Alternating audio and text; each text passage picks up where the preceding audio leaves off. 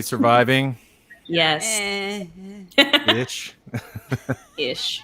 Yeah. So, Sarah, Right. Derick, Jade, Christopher, thank you guys. I'm so fired up to do this panel. I get it. Hey. Oh, Rachel from the back there, someone yelled dad joke. Oh man, nothing but on the show. Rachel from the back there, someone yelled dad joke. There's another version of me somewhere. Hold on. That was weird. Rachel from the back there, someone yelled dad joke. You know what it was? Is I've been sharing the link to our broadcast, and then it finally just caught up with the fact that we're live. So then it just like started. YouTube allows you to like set a reminder. We've been having some trouble with the tickets. So anyone watching, if you've had any trouble with your ticket via Tixer, we've submitted a customer service ticket for them to go in and figure out what's wrong with the link. But you're more than welcome to watch inside of our Facebook page every week at Color World Books. On the Facebook page, you always get notifications. It will let you schedule a reminder, and you never have to miss any panel. We also did a double redundant backup and sent everybody an email about 4 hours ago saying that no, you didn't miss the panel. So check your emails. So yeah, we're going to try to do all sorts of things. This is our get to know you session. I've never met Derick and I've never met Sarah before, except for our tech run-throughs, which were actually, that was super fun. So I get to ask everybody like where they came from and what their story is. And then don't forget in VIP panel, which comes up at 7:30 Central, that's 8:30 Eastern, and that's 5:30 Pacific. We will take all of your questions in the VIP area. Anybody that's purchased an event ticket, please, my team behind this metal wall is working furiously to make sure you're in our Color World Live VIP only Facebook group. So go ahead there, submit your name, request access, and then they're going to work through 100% of those. If you're joining us at this panel and you're like, oh crap, I haven't done anything yet to get into VIP, it's not too late. So go grab whatever you need while we laugh and have a good time and get to know everybody, and then we'll see you in VIP. All right, so without further ado, Derick, how on earth did you get in front of a microphone, my friend? How did I get in front of a microphone? Well, it's a long story that I'm going to take about an hour to tell. Perfect. Everybody, cozy up. I'll be right back. Let's see. I worked in TV and radio for a number of years, and then I worked in musical theater on tour for quite a while in Los Angeles, and then I hopped and skipped and jumped my way into Texas, and not long after that, I had like Funimation and those kind of groups in my sights because I had some friends that did shows and movies with those people. And I put together all my reels and sent in, and one thing led to another, and 10 years later, here I am. So 10 years? No, not 10 years. 5 years. How long before you sent in your reel until Shinra Kusakabe? Oh my! Well, like the first show I ever did was a show I believe we recorded in August, September of 2014. So that was Noreen. I booked that about 2 weeks after I sent in my reel. Okay. So it was pretty quick. Yeah. And then, I was like, yeah, I did it. And then, I don't think. I can't even remember. I'm not sure if it was a streaming thing or if it was just a DVD. I felt like it took about a year after that for things to start getting going for old Derick. And then what did you do for that year? Tell us about. I was doing. There is a lovely theme park in Texas called Six Flags. Texas. Yeah. And there was they have those in other cities, don't they? It's true. It's Six Flags over all the places. There's many flags. And my wife and I, when we first got into town, because I was used to doing musical theater, I was like, what gigs can I do that pay? So I immediately jumped into that show. They had Miss Ruby's Cabaret, where I was a singing, dancing cowboy idiot. And, I love Miss Ruby's Cabaret. Yeah, it's fun. I was a dope named Cowboy Joe, and I was singing like Lady Gaga and cowboy westerns. I'm not gonna judge it. I was working. That was my favorite show growing up. Was the Saloon Show. Oh, Yeah, that's it's great. I love that show. And both my wife and I were both in that show. And about 3/4 of the way through that, that's when I booked. I had an agent, so I was doing other stuff. I was doing other voice work, but it was mostly commercial stuff. Okay. And I booked a commercial or a cartoon that didn't go anywhere during that year.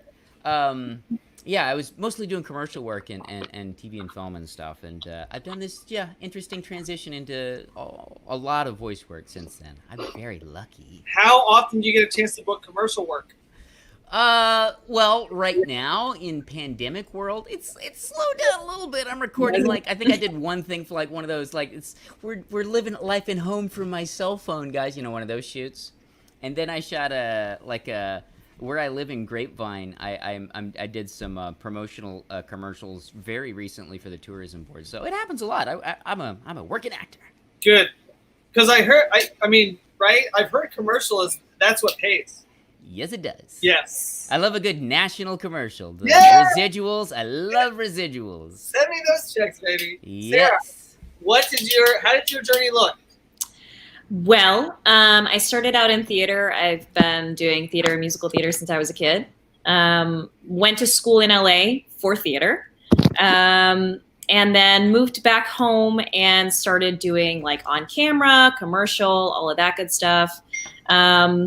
And I'd always been a fan of animation and anime and those sorts of things. So it felt like something I wanted to venture into. And so I started taking classes, making connections, got my demos made, sent them in. And last year, about March, I had my first session at Funimation with Jade. And so since then, it's been super awesome. And I do voice acting now. Was Jade your I didn't know that. Yeah.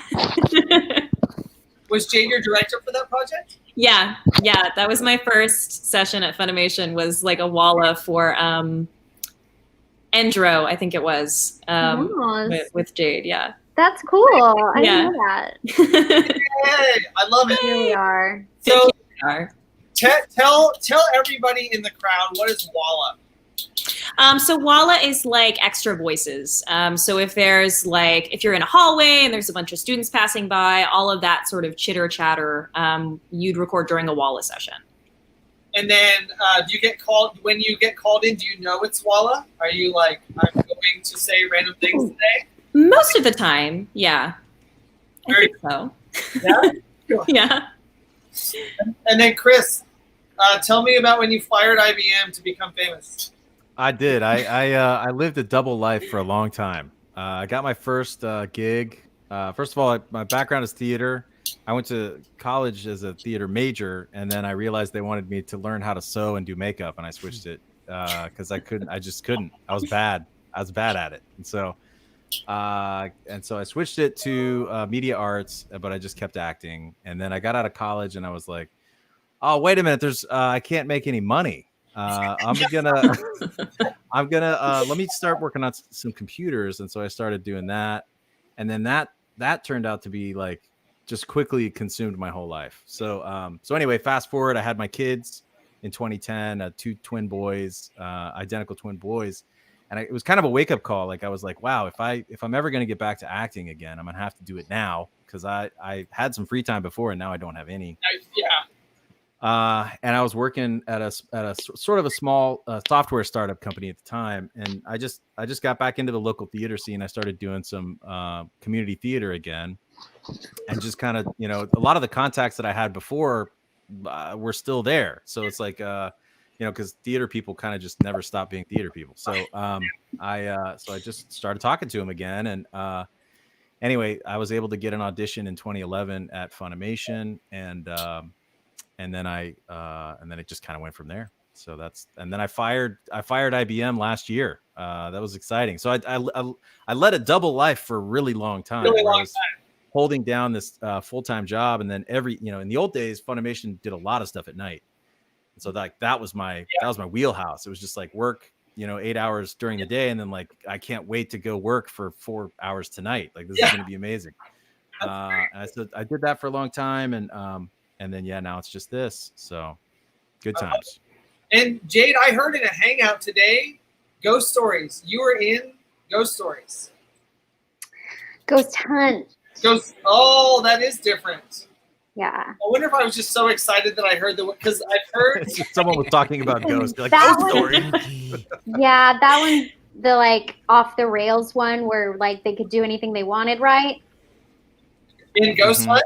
Ghost Stories. Ghost story. Yeah. Yeah. Is the completely insane Wheels Off dub. I Yeah. wish. Yeah. I was in that one. I So do like funny. the other one I was involved in, but no, I was not in Ghost Stories. Because you said 12 years. You've been in the game for a minute.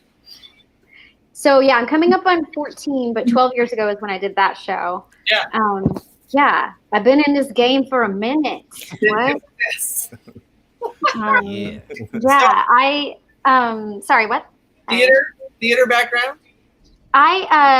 Yes, but more so music background. I come from a singing background. I have a degree in vocal performance, jazz and opera, and actually, the first time I ever met Derick Snow was on a park bench where he was dressed very dapperly. I think there were suspenders involved and Yeah. that little hat. What's that kind of hat? Like the newsboy hat? Yeah, newsy hat or like a Some wool. sort of very dapper Mhm. outfit. But somehow mine was more dapper because I was in Dickensian choral wear. That's right.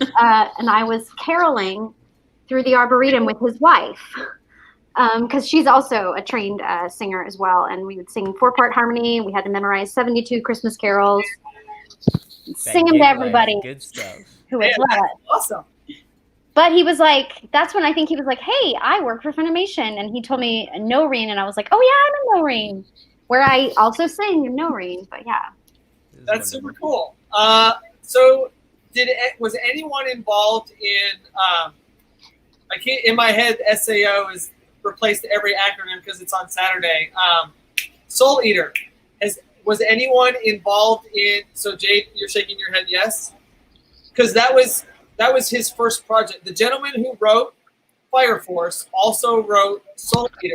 Yeah. I feel like I was like 3 or 4 episodes in, and I was like, a light bulb just went off. Yeah. Have you got Derick? Did you go back? Have you watched Soul Eater? What? How did you prepare for Shinra Kusakabe? Tell me about your process for Fire Force.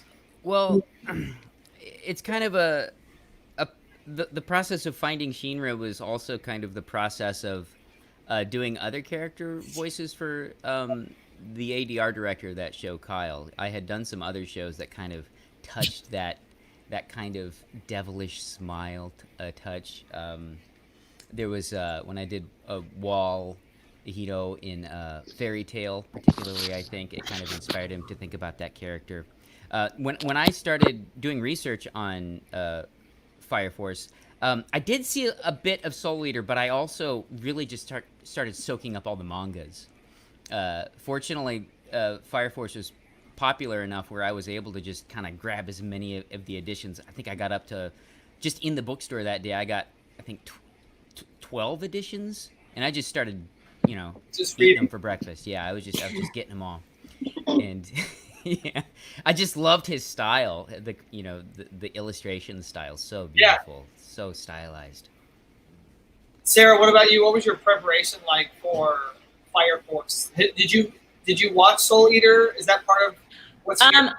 I watched Soul Eater when it came out when I was younger, which was cool because like seeing the like style and like the influences like Sputter and Flare being like the souls in that show was really cool. As for preparation, I feel like it was a little bit easier just because she has so many levels that it feels sort of like just different parts of me that I get to explore with that because she's way cooler than me. So like, that's a little bit of a stretch, but she like has the kind of like cool badass fighting that I get to play with. And she has like the more soft feminine stuff that I get to play with. So yeah, it's just a lot of playing with different levels with her. Jade, what was your experience in Soul Eater? I played Jacqueline O'Lantern Dupree. She's literally a lantern-like person that turns into a lantern. And I came in. Like you do. Like you do. I remember thinking it was a really cool series. It was, but I don't think that I came in till very far along in the arc of what was happening. But then we got to do a show called Soul Eater Not, where I think maybe I had like 8 hours of work in Soul Eater, but then it was like I was in every episode of Soul Eater Not. Like I was a more featured character, and it was more of slice of life kind of comedy style. So it was super different. Yes, kind of like was it Isekai Quartet versus ReZero? It's like just the opposite. Yeah, it was way the opposite for sure. And then Christopher, what's your experience with Soul Eater? Did you skip it? Did you consume it? I never saw it, and so much of what we do at Funimation is cold reading that I typically don't prepare at all. In the sense that I've done as much preparation as I possibly can. Now, once I get cast, I do like to learn a little bit. You know, I did read through the first couple books of the manga just to get the world kind of in my head. Yes. I love the art style is very idiosyncratic and weird, and it's so recognizable. Yeah. And it's very much, I feel like it's an art style that you either really like or you really are like, what? Like, and so for the people that really like it, like I get that, because I enjoy the departures that it makes from the typical sort of animation style that you get in a lot of anime. Like there's just some decisions about especially proportions that are like, what? How is that person's head and then that's their body and that's their feet? What? Like, but I sort of find that really, like, instead of off-putting, I find that really sort of charming. So I think that's a strength of the show. There certainly in both series, there's so much religious overtone in. It's just always operating in the background. I think I probably watch Fire Force because Christopher and I are friends, and I in my head, like the more I watch, if you're in it, like they're just going to send you a check. It's not really how it works.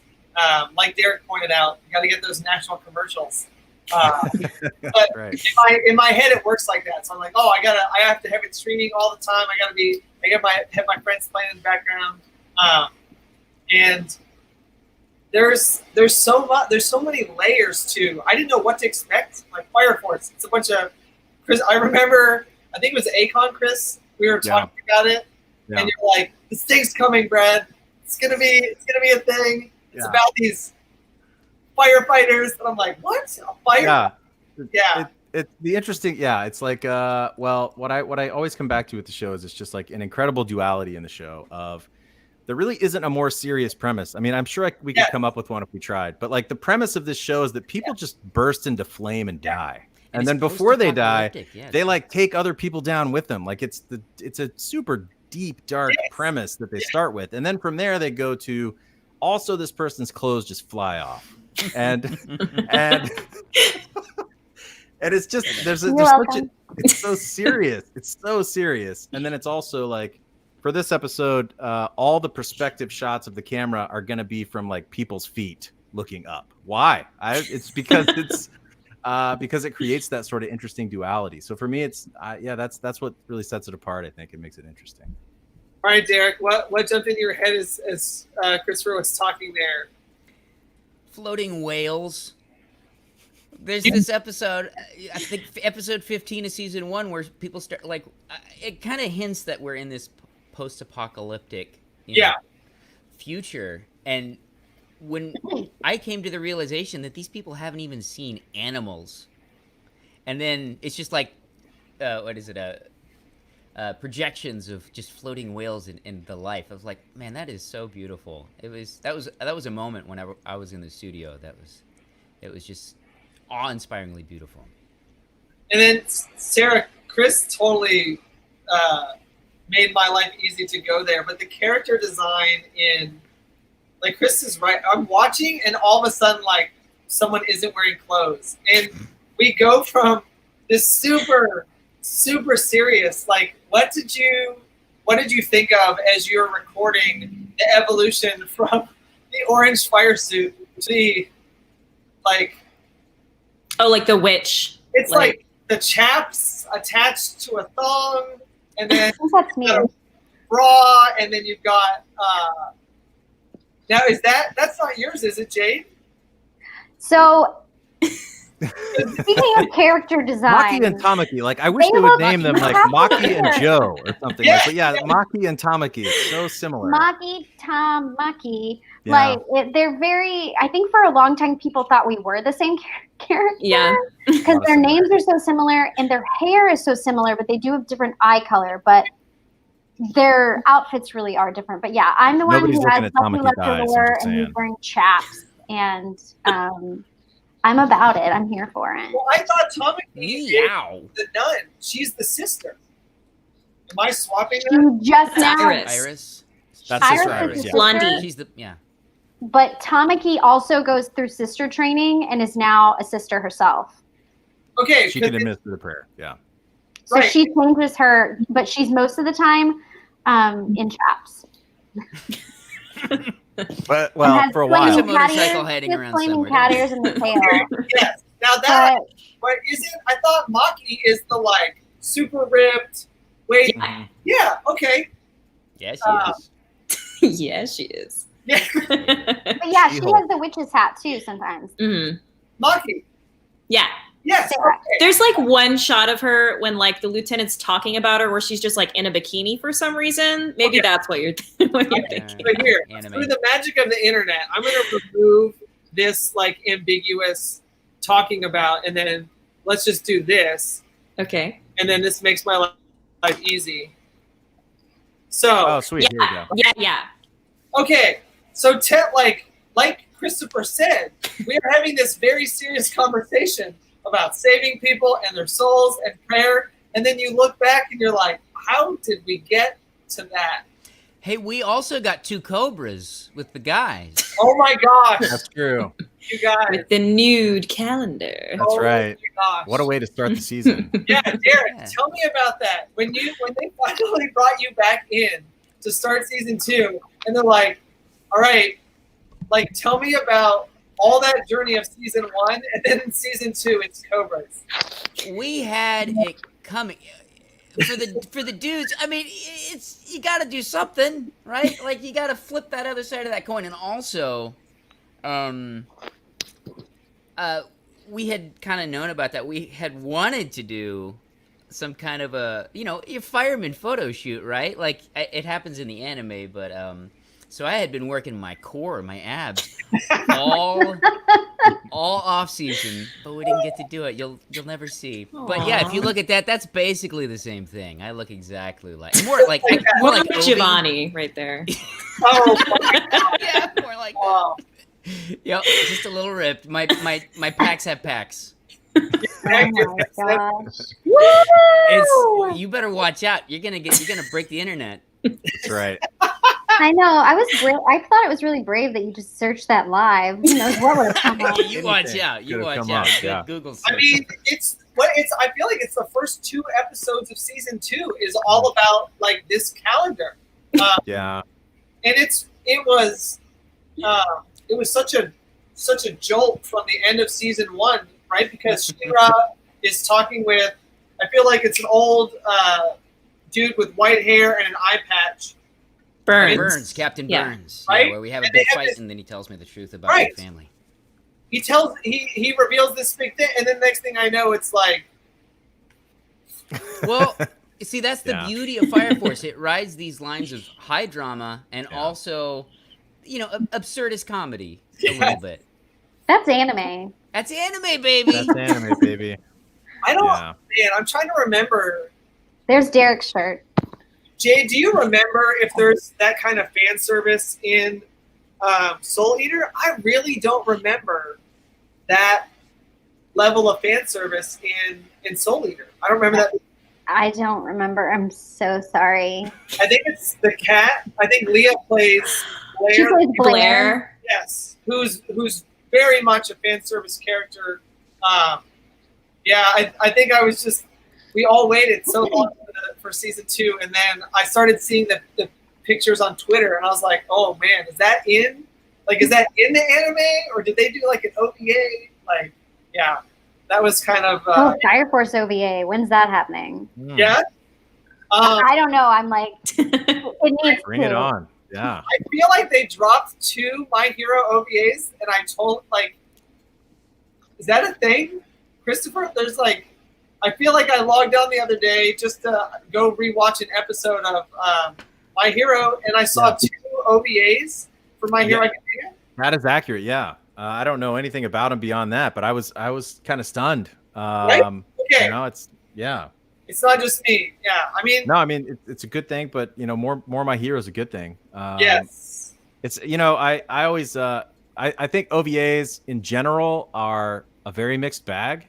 But with something like My Hero, like, and I obviously I have no inside knowledge on this whatsoever, but with My Hero, like, you gotta believe they probably spent some money on it, and there's probably something there. And in fact, OVA story, there was some OVA that I saw that was technically one of the first anime I ever saw, and I was a little kid, and it just played on channel 39 on a Sunday or something like that, and I remember being like, whatever this is, I hate it. Like, this is I don't know what this is, but this is awful. And so it turns out maybe some OVAs are not like the best thing to start with anime, and then again there are some OVAs that are obviously going to be wonderful and a welcome addition to the existing storyline. That is awesome. And Jade, it just got announced. I started seeing visuals for Miss Kobayashi.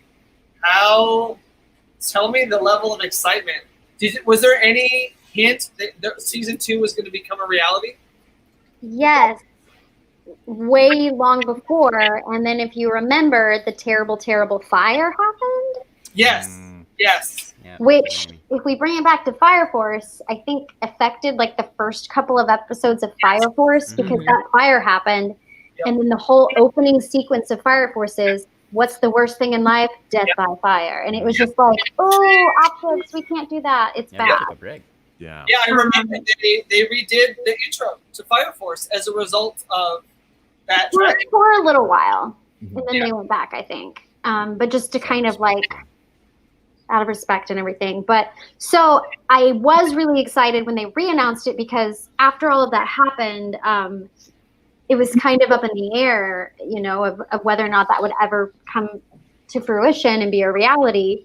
But I loved that they, like, the graphics that they put out, like some of the key art is of all the little dragons wearing masks. It's so cute. Man. All right, that sounds like something the internet, speaking of searching things, that sounds like something we all need to see. That's really sweet. Okay, Derick, what is on the horizon for you that you're super pumped about? Is there anything that's been announced that you are just really fun? You're out of NDA and you can talk about it and you're also excited? See, we're in this beautiful time where a lot of the seasons have ended and other stuff has started. So I can't exactly make any talk about any of that fun Still stuff. all NDA. It's just everything started. I'm excited about the shows that are currently going, like Black Clover with Robot Mortier just finished up finally the first season. It's a smaller show, but Smile Down the Runway that I got to work on, that was a great season. That just a whole bunch of stuff paused for the pandemic that we finally are getting to push through all that stuff. And so I mean, I've got a lot of great things, but I can't talk about it. As soon as we're allowed to talk about them. Yes. Shinra Kusakabe, tell me about what it's like. How do you get there? He's man, there's a lot of struggle. There's a lot of, you know what I mean? Like, you don't know if you love Shinra, if you hate Shinra. Like, is he good? Is it like he doesn't know if where he fits? He can't tell if he's a devil. He knows he's a hero. That's what he does know. That's what he may not know anything else, especially in the beginning. But like, he's got sincerity for the people that he supports. He knows he knows that he wants to help his brother that he thought that was dead. So he has all this baggage. Yeah. Particularly in the first season about, he's here, his mom's dead, his brother's dead. I'm going to do good because, these fires killed my family. But then he starts to realize that life's a little bit more complicated, right? Yeah. And so he's taking this other stuff with him. I think for a long time he's had chips on his shoulder because of this natural, not exactly a Joker smile, because there's another Joker on Fire Force, different smile. But yeah, he's got this devilish grin. So he's been jeered throughout school, and he's got to be okay with that. You know, the more nervous he gets, the happier he looks. That's spooky. Spooky. But when he realizes that he's got this power, that he can be a hero, he really locks onto that, for better or worse. Particularly when old Onion Head Eric Vale, he gets in Shinra's way with Arthur. He learns to have this foil, which they're almost like brothers at this point, particularly in season 2, right? Like, they're all, I hate you. Well, fine, yeah. Now I actually know you better than you think, and we can, he particularly, he can tell if something's off about me. And yeah, it's great. There's a little bit of, there's a lot of things in creating the voice, because particularly he's got this little devilish action, right? It's hard to, you can't maintain that devil voice all the time, because that's, you know, that's not how a real person is. So you're finding these ranges and hills and valleys to go from here to there, and he's happy, and he brightens up, particularly when he sees his brother. Yeah. You know, he kind of regresses to this childhood voice.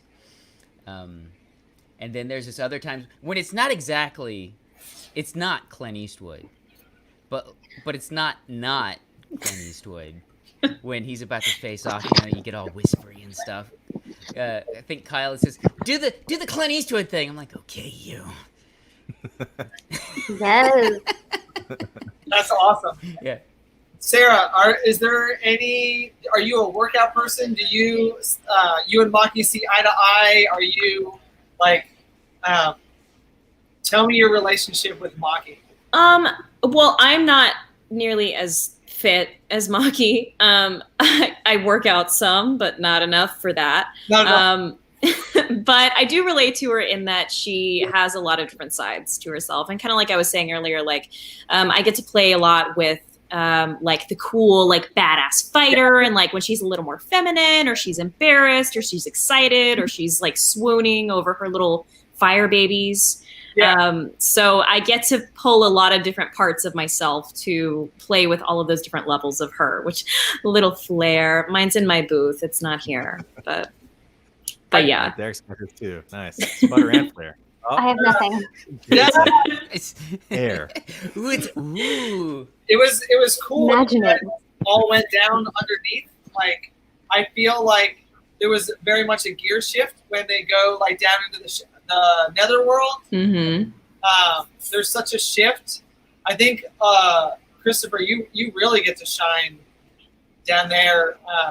Yeah, Hinawa has his moments, and the rest of the time he's just kind of there to be like, you know, everybody's dad, and and kind of keep people in line, which is fun. And yeah, but you know, the Nether is where I guess we get to see Hinawa push to his limit. And it's also cool to see, like, I like those parts of the show where they kind of set up for you, like, okay, these people have got these special powers, and we're gonna just give you drips, you know, drips of what they can do. A drip here, a drip there. Oh, they can do that too. Okay, another drip. And then, you know, in the Nether was really where Hinawa got to let loose in his battle with Arrow, I think.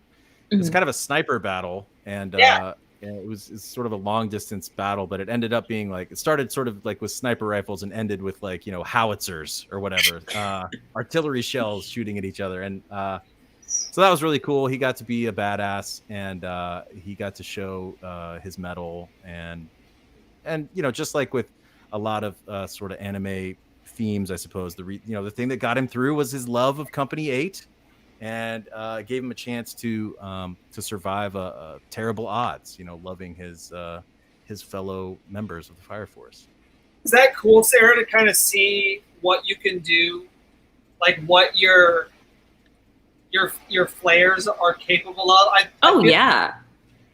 Yeah, they're so cool. Like, and when they're in the Nether, that's like the first time that she's just gotten those weapons. So I'm like pretty sure she killed those guys. Like, I think those guys are dead. Yes, dead.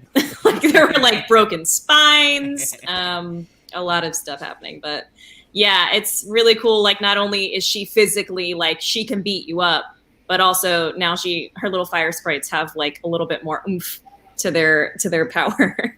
And in season 2, right, we see them take on like gauntlets. Yeah. They have like their iron owls, they're called, and they get into their little pilot seats and like fly around and stuff, and like crush people's bones. It's pretty cool. It's pretty sweet. It's interesting to see the female characters. I feel like there's so much depth in the female characters. So Jade, I finally got so you're 100%. It's you are the dark-haired girl with the, I think the black top bikini is standard issue, I guess, in Company 8. all the women characters at some time or another, yes. Yeah. So it's hot when you're firefighting. It is for every member of Company 8. I keep trying to decide. We've heard for so long like how impractical women's superheroes costumes have been, but then, I mean, I don't know, Jade, are we justified? Is this the time? I mean, if your own power is that you heat up and I don't know. Or is she is a pyrotechnic, so she's. It's not like, I would think it would be weirder if she was not and she was just a regular firefighter. I'd be like, put your protective gear on, honey. But yeah. Does it help that there are flames? You're like, this is as believable as this anime could be. Yeah. Yeah. It was really in season 2. We went from really goofball off the front to, was it episode 4? I mean, we're still really goofy, right? I feel like the key visual for the episode for season 4 is oh my gosh. So is it Tamaki or Maki that's in the bikini with a headdress with the It's Tamaki. That's Tamaki, yeah. Okay. Because like I said, she finally is like completing her sisterhood school, and so that she can do the prayer, the latom. Yes. And so it shows that's like right before a moment. Of course something happens, she trips and falls, her clothes fall off, It happens. Yeah. Just yesterday I was just out of the blue. It's crazy. But they're under siege, and their commitment to not lay a soul to rest, or not to take out a soul until that prayer is said. Without the prayer, yeah.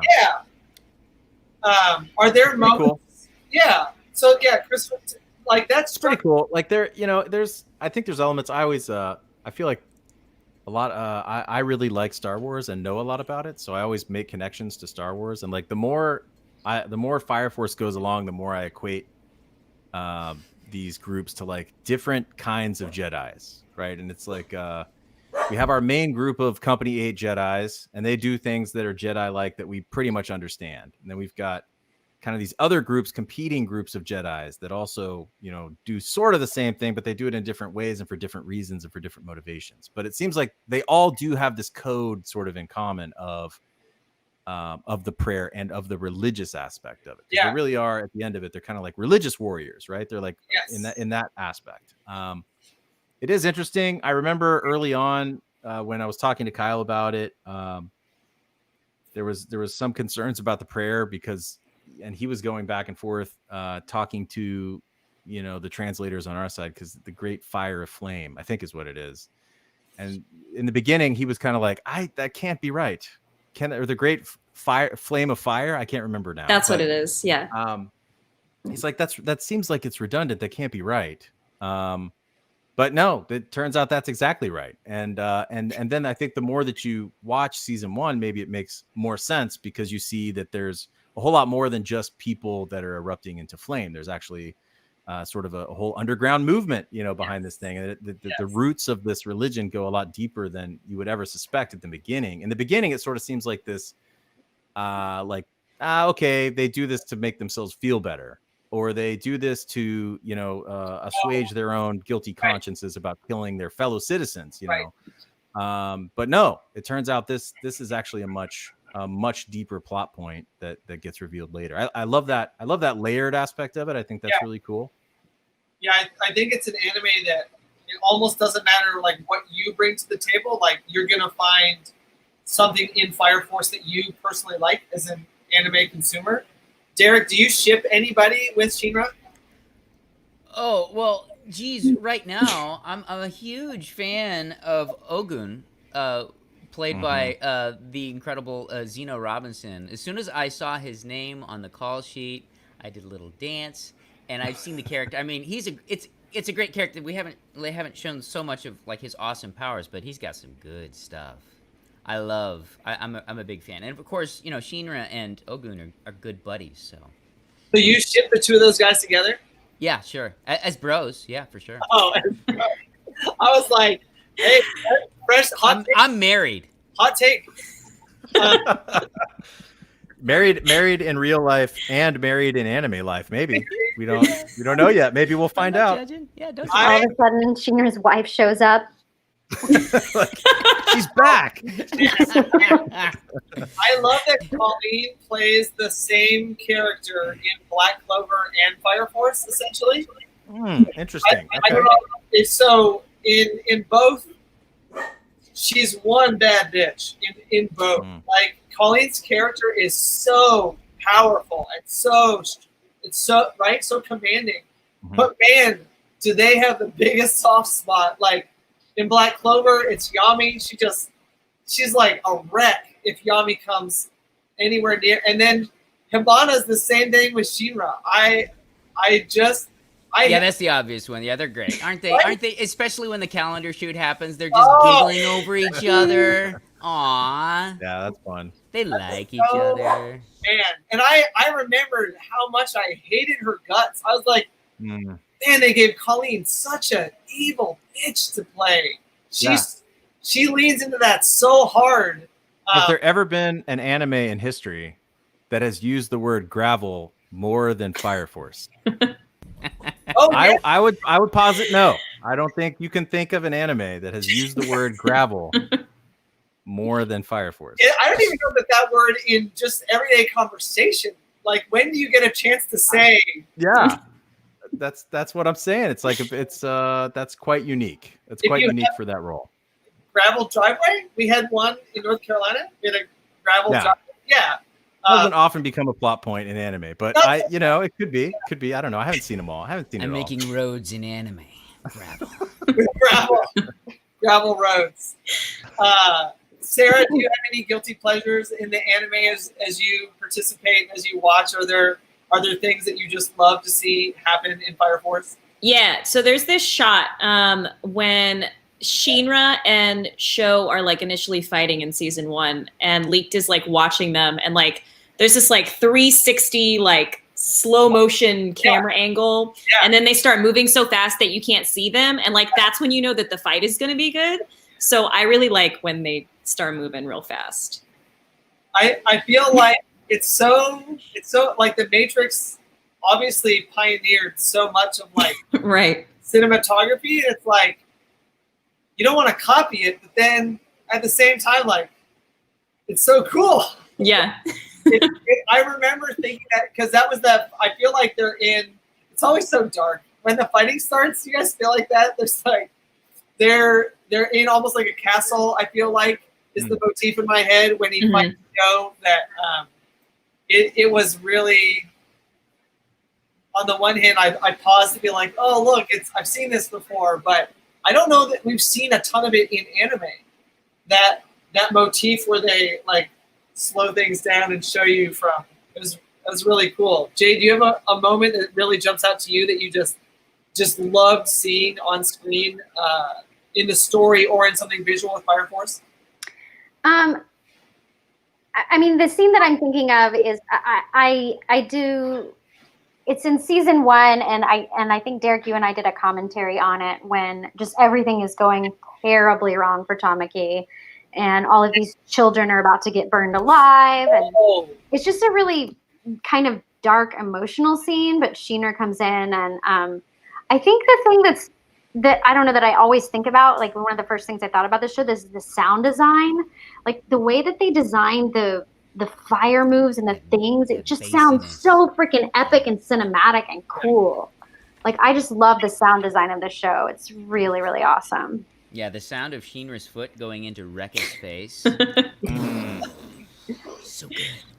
It is really, yeah. Jade, and I remember, you know what it reminds, does anyone watch Fate? Any of the Fates? I feel like there's like a Babylon one. Oh, there's so many Fates, you guys. There is Fate's Day Night, Fate Apocrypha. That deep, like, the hit when something like turns on, the fire, the sound. Yes. Yeah, it's like, oh, it's so cool. The soundscape in Fire Force is very reminiscent of that really cool, and it's really the only two animes I've seen them like lay hard into this. They have a sound when something turns on, and then you just that's Makes me wish that I could like see these episodes in a big like surround Dolby theater. It's so badass. I would totally watch. Well, man, can we have hope for a movie, a Fire Force movie on the big screen? Oh my god! That'd be Yeah, amazing. the sound design would From be your incredible, words to God's ears. Oh man, thank you, Jade. I haven't even thought of, but if only, man. Yes. I don't know who we talk to. Wherever that suggestion box is, everyone out in I'm chat. gonna call Japan really quick. Yeah. Hello. Yep, I've got a great idea. Tons of money. It'll make a lot of money. Okay. I feel like it could happen. It's definitely super cinematic visually and sound wise, and has enough like of a deep, like, rich world building to create a whole movie, in my opinion. Yes, I think that there's just so much going on. I think the critique of anime from someone that's outside of the community and doesn't really watch it but feels like opining on it anyway is that it's for kids, or it's fan service, or it's not serious, I guess would be the critique. But you can't watch Fire Force for any length of time past a single episode and not get just how much is going on underneath. Do you ever? It's a lot deeper than it looks on the surface. I think that's true. Yes. Do you ever leave a recording session, Sarah, and think about? Well, I guess you only get to see your stuff when you're in front of the booth, right? Right. Yeah, that is the hard part. Derick, what do you think, man? Well, one of the interesting things about recording from home these days, before I wasn't my own engineer, but now I get to be my own engineer just a little bit. So I kind of sneakily watch some other scenes between stuff. Yeah. Kind of scrub around because I want to, particularly if I know there's a good fight coming up, I just gotta see. I gotta see what's gonna happen. And it's good. That's awesome. I think Fire Force is one of those where I know in my head that people aren't recording together, even under normal circumstances, right? It's you in a booth and the engineer and the director, but there's so much great. Eric Vale, Derick, like, tell me that there are not times where you just wish it was just you and Eric staring at each other when you're doing. I can feel the ghost of Eric Vale creeping over my shoulder in an Eric Vale kind of way when we're having our interactions. Are there? It's funny. In the real world, I haven't had too many actual interactions. Oh, with really? him, but Really? Yeah, that's just the nature. Like, you're in a booth and you're running out, and like I've seen him. I mean, but we haven't like had sleepovers or anything yet. Yeah. Not with that attitude. Fire Force sleepover. 2021 con. 2020, we're gonna get out of this pandemic one way or another. I'm gonna text him that a sleepover is that's Fire Force sleepover. Will you make us all? Will you make us all fire emoji onesie pajamas, Brad? Thank you. That'd be amazing. Okay. All right. I have some idea. Okay. Thank you. That was my favorite marketing guy thing you've ever said, Jane. Like, that's okay. All right, yes. That is so tantalizing. That's so great. I would wear it. Everybody loves pajama pants right now. Just Yes? that's the uniform these days. Is All pajama right. Man, do you guys wear flannel? It would be flannel, right? Do they make pajama pants in something? Fleece. Fleece? Would be good. Fleece or, just like a cotton poly blend, Cotton whatever. poly, yeah. Okay. Silky. Cotton poly. Something stretchy because Yeah. pandemic. Because The COVID. COVID-19. Yeah, I've gained that for sure. Same. Oh man, that's the best. I've been having these conversations. There's such a jam in the supply chain right now, you guys. Like, it has made my job of like turning ideas into physical things not as easy as it usually is. But I just threw it out to him. Like, leggings have been on my to-do list forever. So I'm gonna get back to him and ask him like, what are my options for pajama pants? I'm sure it's gonna be like, weren't we just talking about like masks and socks? Like, no, we're gonna skip the pajama pants. You have improved. Yeah. I just want one of those little sleepy caps that are really long and pointy down with a little ball. And at the very end is a little sputter or flare. Like That's it. There we That's go. it. Oh man. Now that's marketing. I want sputter and flare earrings. That'd be Okay. so cool. cute. That'd be Okay. Very cool. I feel like that's super doable because enamel pins are. Could you wear an enamel pin as an earring, or is the stud too? It might. I think it's a little too thick. Too thick? The stud is. Maybe. Yeah. Okay. Well, let's see what I can come up with. I went to a con appearance with Sarah Roach last year in the long ago, in the before times. Before time. Back in the day. Pre-vid. Yeah, pre-vid. Into Canada. I hadn't heard that. I like that. I'm keeping that one, pre-vid. And she basically put us all to shame because she showed up with incredible homemade merch that was Really? Yeah. insanely Yeah. good. I embroidered, like I made some little plushies and like sewed their faces on for like Sputter and Flare. So I had my Sputters and I had my Flares and they were just like little fleece, like cute little plushies. And sold out of all of them. By the I end did. Of, by Thanks the to end of you. the show. Yes. I take So no cool. credit. Those things were amazing. Thank you. That is awesome. Okay. There's a lot of ideas that are definitely going to come out of this. Parting shots, you guys, as we get ready to take a break before we jump into the VIP and take everybody's questions. Derick, is there something that you're excited about, something that's you've picked up during this time in our lives since March that is now like a hobby or something you want to direct attention to? We have the power of the internet. I can show people whatever you like. Let's see. I've done the wonderful painting from home, if I can help it. My wife, who we've been talking about all this entire time, she creates incredible vintage clothes nowadays. Are those Instagram? Wow, beautiful. Okay, so out on Instagram? I think it's actor Sam Snow on Instagram. Yeah, Okay. it kicks ass. And I take a picture. Basically, I'm a husband of Instagram. I take a picture, and then I basically do the exact same sassy pose that she does. Sometimes I try to wear her clothes. Hey, you know what? Aw, I love that. Okay, you said CM what? Actor. Her name is Sam Snow. No, but you said the Instagram was what? Yeah, actor S-A-M. Actor SAM Snow at Instagram. Oh, actor _ Sam _ Yeah, that's the one. Yeah, I don't know these things. I can't spell. Don't worry. I am social media trained. I can find almost anything online. All right, as I'm bringing that up, Sarah, what would you like to direct the good people of the earth their attention to? Do you have a new habit, something you're really excited about, something you've been... I mean, I crochet. It's not new, but I've been doing a lot more of it.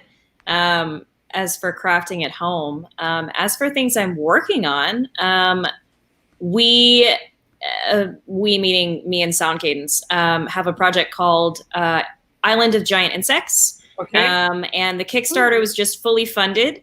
So we will be working on that soon, but it's a crazy B-movie horror type anime movie. Maybe it's a little inappropriate. Maybe don't Oh, Maybe I'll pull it up on the stream. Anna Pro. It Yeah, sounds a cool. little It inappropriate. sounds scary. So if I click on this dubbed and uncensored, it's going to be.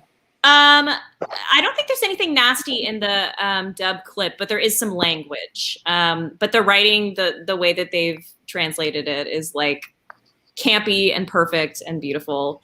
So if you want to, like, I think you can buy like Blu-rays through the Kickstarter and support the project. But Okay, so 12 days. You guys have 12 days if you want to grab the Island of Giant Insects, dubbed and uncensored. So go ahead and click there to back the project. That's awesome. Congratulations, you guys. thank you. That's tremendous. Yes. As a person who's done 2 of them, it is a feat to do that. All right, Jade, what do you got? What do you got? Like, what are my habits? Like, what do I? Have you picked up anything? Yeah, I like. You can go to TOTALWINE.com. Just kidding, I don't know. Total Wine. It's a great store. Learning to Great make selection. really Really That's cool- the good stuff. I've been trying out some really fun cocktails to No get me joke. through this time. Yeah. Oh, I'm talking, y'all. Mm. It's a great place. You are Total so Wine is great. Malbec. But I guess in all seriousness, one of the things that's been bringing me the most joy lately is a new character that I'm doing in a show called Kaguya-sama Love is War, named Okay. Chika. Yeah, Love is War, sure. And I played Chika in that. Spurs debate over dub Uh-oh. debut. What? What's Controversy. with that? We just need to pull up a cute photo of Chika. I know. That's what I was like. I saw Funimation. So everybody go read that controversy. That sounds exciting. I'm gonna pass. Why don't mean any of us when I say everyone? We have like 20 other things to do. Where Just is put the word Chika after dub up there, I got and then click on images, and it'll be super happy fun time. Purple? Okay. KA, yeah. Boom. Images. Yep. Oh, I saw somebody posted a GIF of this. Okay. Yeah, she's Yep. greatness. She's fun. The show is so funny. I have a really great time doing it. Sweet. Okay. And I started directing a new show, but it's not Oh, announced yet. all right. It's not out of the NDA period yet. Okay, so everyone go check out Love is War. That's awesome. Man, there was a recommendation that came from the Hensky panel. I feel like the girls are in an astronomy club. Help me out if you know. All right, a lot of blank stares. Astra something? Oh, something. Yeah. It's not Love is an Asteroid, but I definitely think that was one that was. Chat will probably help me out in a second. So yeah, you guys help me out if you remember that anime. But go check out Love is War, and then Christopher Wehkamp. Do we go to the dungeon booth? No, because of COVID. So it turns out that playing Dungeons and Dragons with people in my house and making videos of it is not super feasible when there's a pandemic. So instead, Okay. I embarked into an exciting new journey about 3 months ago, and it is literally like the most fun I've had in a real long time. Go to Real Chris Wehkamp on Twitch, and you will find me streaming video games 3 nights a week, guys. And literally, I hit affiliate the first month. I'm about to apply for partner. Nice. It's been a very fast Ascension. ascension, partly because Twitch, it turns out, is just filthy with anime fans, which is fantastic. And they love video games too. So it's just I've met so many people. I'm playing Undertale every Saturday night. Oh, I've never nice. played it before, so I'm a 41-year-old man playing Undertale for the first time. I have no idea what's going on in this It's game. hard though, isn't it? No, it's hard to understand. And there's so many things to laugh at in the game. It's got a great sense of humor. But I also was playing My Hero Academia 1's Justice 2 because of course we got to do the dub for the game. Yeah. And so we were playing that a lot and playing with fans, people who want to play with me during the stream, play with me every week. And, That's so cool. I've met so many friends. So please come check it out. It's Mondays, Wednesdays, and Saturday nights. Okay. Very cool. Guys, thank you so much for joining us. Thank you, Brad. Everyone, remember, it is not too late. There will be more hangouts after the VIP. Everyone, all my guests are going to go take a break, except for 2 of you. Don't forget you have a hangout in between. Everyone's back to work, and so we appreciate all of you that have taken the time to come and hang out with us in prime time. This is our first weekday primetime panel, so I really appreciate all of you guys. And then we have nothing but audience questions in VIP. So we'll see you guys at 7:30 Central, 8:30 Eastern, 5:30 Pacific. For did I say that right? Yes, I did. 7:30 Central, 8:30 Eastern, 5:30 Pacific for the VIP panel. I'm going to get out of the way, and it's all your questions. So thank you guys so much for joining us. You guys enjoy your break, and I'll see you over in VIP. Awesome. Thanks, guys.